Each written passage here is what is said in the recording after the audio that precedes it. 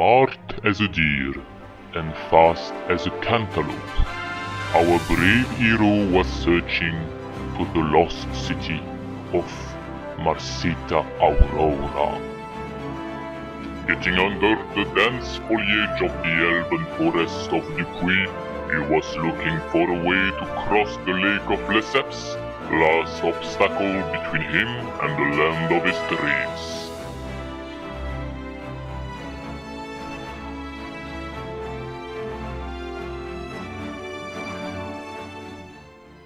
Welcome back once again to Waystone Painting Minis for the next chapter of our Cyclopean project, the complete creation of our medieval fantasy terrain, the main square of Marcita Aurora. Now that the construction and painting are behind us, we can move on to some of the funniest part of the project. As for now, the scenery looks nice, but is missing all the plants and grass to make it look like a real living landscape. The main part of this episode will concern the creation of a realistic tree from scratch, and then we will focus on smaller items like ivy, moss, algae and grass. This time though, you might want to check your miniature terrain store for some supplies, as static grass doesn't grow on hardware stores. Alright, maybe we'll first check what we are doing and what we will need for that. The main job of this episode will be the tree, and we are making it with a wire structure covered with some paste or clay and a texturing medium. I will also need some synthetic fibers for the twigs and of course leaves. Wait, you think those are too big? Yeah, maybe, but what is best for leaves than leaves? Regarding the other plants, like the grass, moss, algae, we will mostly work with static grass and flock, and we'll also see how to make your own, using this. Okay, let's begin with the tree. When designing a tree, you need of course to think about the scale. I want a big tree here, around 10 meters tall, so at our scale it will be 20 centimeters. For the wire structure, I will need twice the length of the tree plus the roots, so I will cut a good amount of 45 centimeter thin wires. The more you will have here, the thicker the trunk and the more branches we'll have. I'm bending my wires in two, letting a round hole about 2.5 centimeters long. Then with a plier I'm twisting the wires to get a strong thick base. If you remember the antlers of the Clegane faith, it's basically the same work but on another scale. We are twisting the wires together for around 10 centimeters and then create the first branches by taking some wires and twisting them together. And then we slowly go all the way up until we have only branches of 2 wires.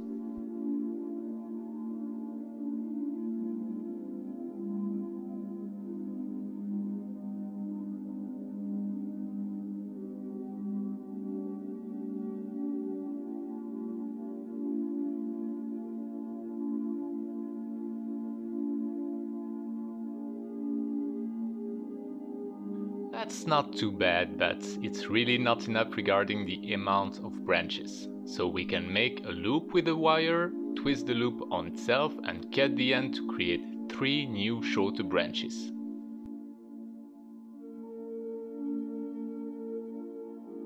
Let's do it everywhere, and then we can twist the wires to find a nice natural shape for our tree.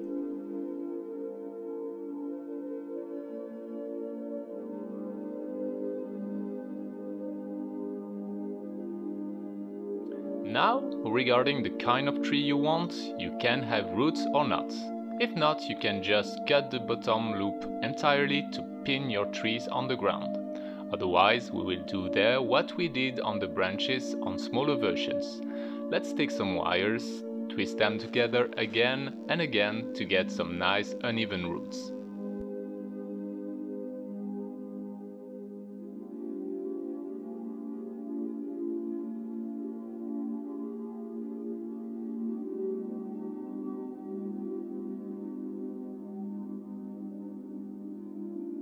So the shape looks like a tree, but maybe you can still see the difference between the real tree and this one. Just maybe, of course.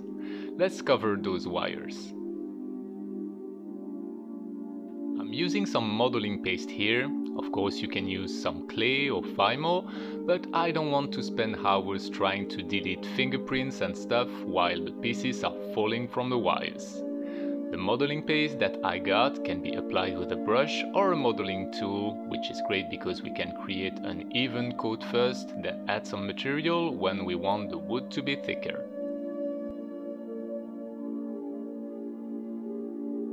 And then use some sculpting tools to create a first layer of texture in the bark. Then let this dry a few hours to get a solid base.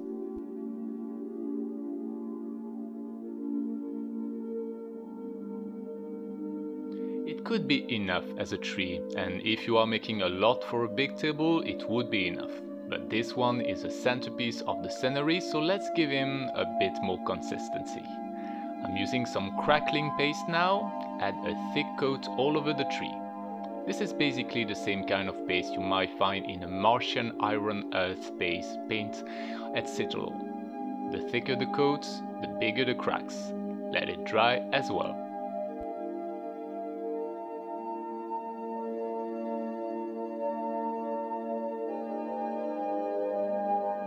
Now we're talking. It looks like a dead white tree, and from there we can make any kind of tree with or without twigs and leaves.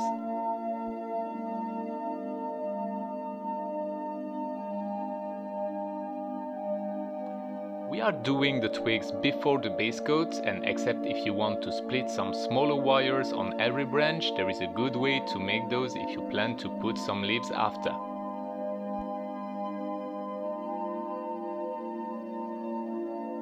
Let's take some synthetic fibers, like wadding or 12mm static grass. Then we can apply some spray glue on the tree and pour some fiber on the extreme end of the branches. Those will create some kind of hair that will become twigs afterward.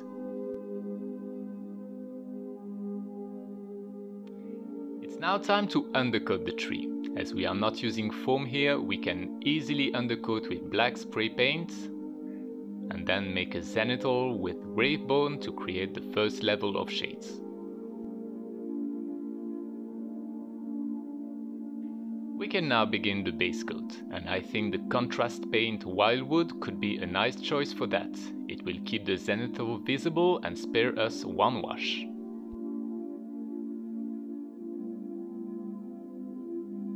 But while the contrast paint is not dried yet, I'm mixing it with some plague bearer flesh on the top end of the branches and the deepest crevices in the bark.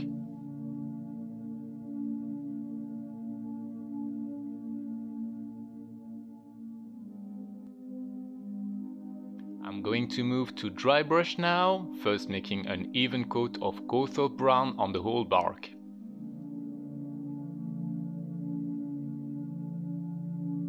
Then moving to a second dry brush with a mix of Gowthorpe brown and Screaming Skull.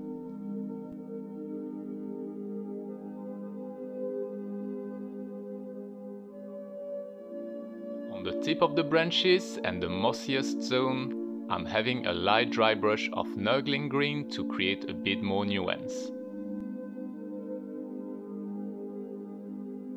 The only step left to be done is obviously the leaves. If you remember how we applied the twigs, it will be exactly the same. And as I want my tree to be quite bushy, I'm going to make a 3 steps application. For the first one, I'm using a dark green thick flock. It will create the thickness of the foliage. Then the second one with the lighter green and a secret ingredient. And the last one will be done only using the last ingredient.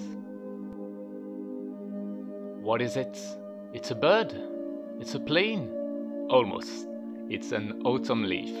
I spent some hours in the park nearby to collect a whole bag of leaves before using a leaf-shaped hole punch from Green Stuff World and spending hours creating those miniature leaves.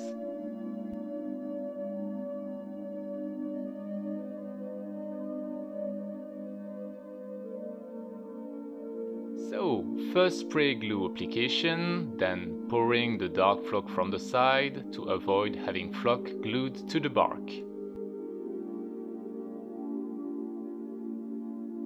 Secondly, the light green flock mixed with a part of my homemade mini leaves.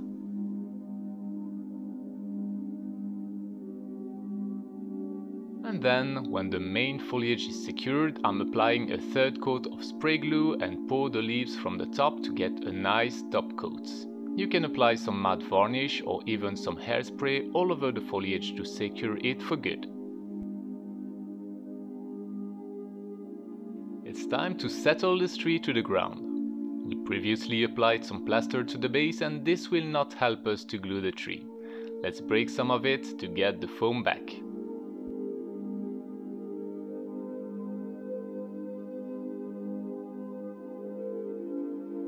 Of course, I'm going to add some filler plaster again once the tree position is decided to seal it for good.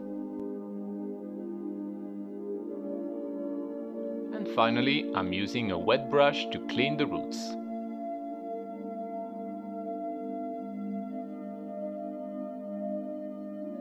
I'm then painting the ground just like I did in the previous video: burnt umber, brown wash, Death Guard green, alizarin green. Let's leave this part of the terrain and move back to the houses. Even with the stone color nuances, I'm still thinking this looks like a big grey Lego castle. We are going to age the walls and show some life with common ivy. Making an ivy grid is easier than making a tree, of course. Let's take some wires and cut the longest stem. Then we can stick it like this to the wall and create the wire shape. Let's add another stem, then another one, twisting only the junction until you're satisfied with the ivy grid.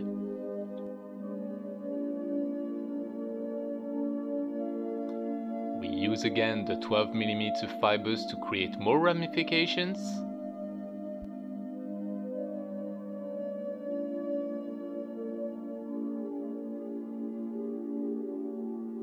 Then we can have a nice undercoat all over it to get a harder structure.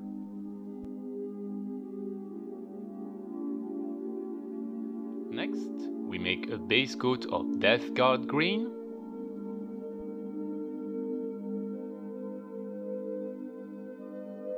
Followed by a quick dry brush of alizarin green.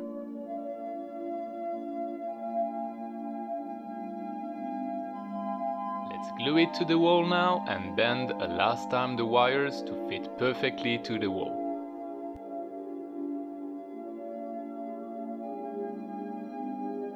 Finally, we spray glue all over it and pour some of our leaves on it. Yes, you don't usually have different shapes of leaf on a single stem, but I know it eventually came up more like a creeper than an ivy, but I think it's for the best. Another way to age a house is of course to add some moss to the stones and wood.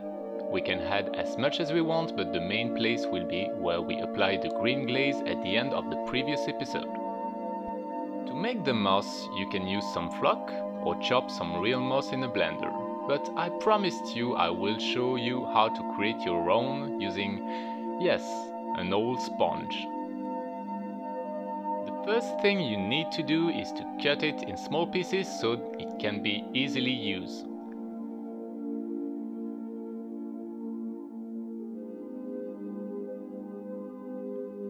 Then add some water in it to avoid having sponge dust in the next part. Using this step to add some ink in it, the more you add, the stronger the color will be.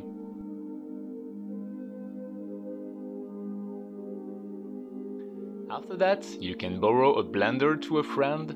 Yeah, don't use yours for that, it will ruin it beyond redemption. You make it blend until the sponge parts are completely minced to a proper size.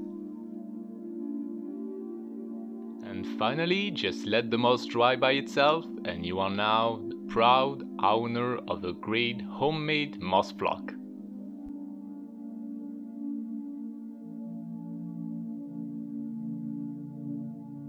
We will just mix the flock with PVA glue to get a paste.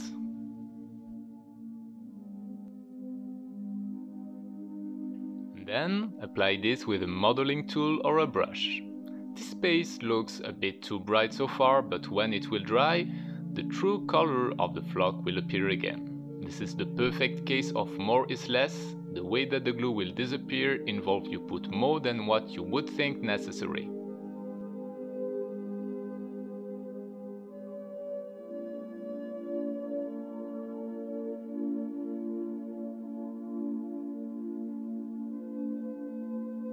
We are going to add a bit more details to the waterbed with some algae. We could use the usual static grass here, but seagrass are usually longer, a bit like green hair floating underwater. I'm gonna use some 12mm static grass, combed as tiny ponytails, and let them on a flat surface like a piece of glass. Then I will apply some PVA on it, just enough to seal the hair together and let it dry.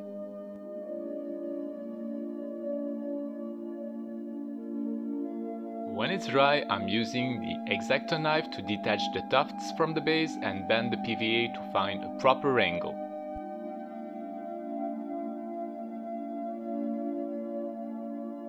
I can now stick them to the waterbed with some hot glue, keeping in mind that the water flows from left to right. Finally, moving to the grass, which will be the last step of this episode. But we are not just covering everything left with the same boring static grass.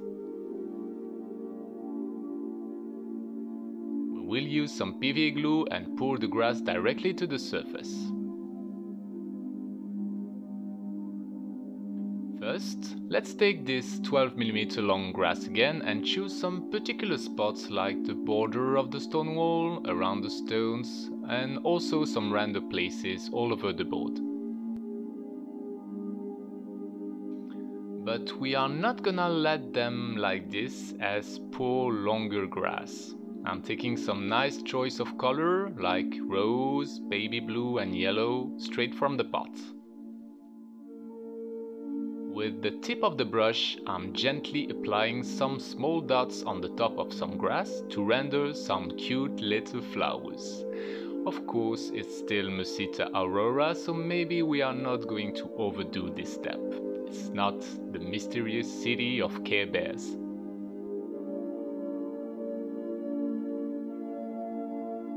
And finally, let's give this terrain a final touch with the usual static grass applied with our homemade applicator.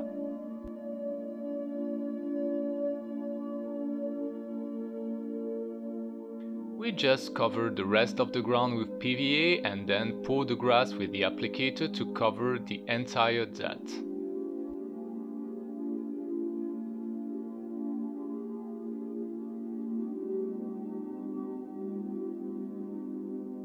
When it's all dry, we can finish by vacuuming the board using a sock to save the excess, and finally spray a mix of PVA and water to secure the whole grass to the ground. And now, let's uncover the true living nature of Marcita Aurora.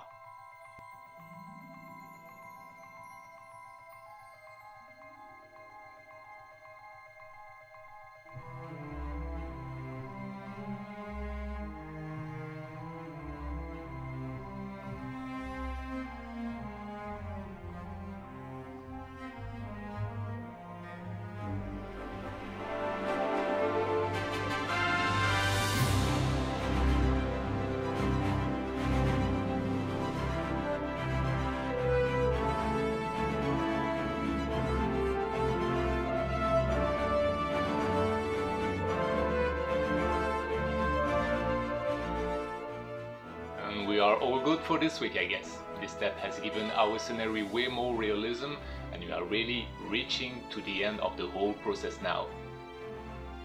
Next week we will still have this major part to do, and I really wanted to keep it for the end of the project, as this will perfectly complete the board, and well, it's the canal and fountain water using some epoxy resin. It will actually be my first time using this, so I really hope I will not screw the whole project on one pouring. I am so grateful to all of you for following, watching and commenting on this series.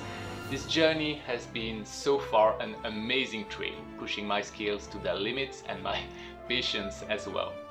and you are the best reason for me to carry on. So if it's still not the case, please subscribe to my channel, share and comment this episode. Until next time, take care, good paint to all of you, and see you all again soon. Filled with life, our manic hero leaves the rodent forest with only burned trees behind him, ready to cross the bottomless lake of Lesseps to reach his destiny. The lush landscape of Marcita Aurora has never been so close than now.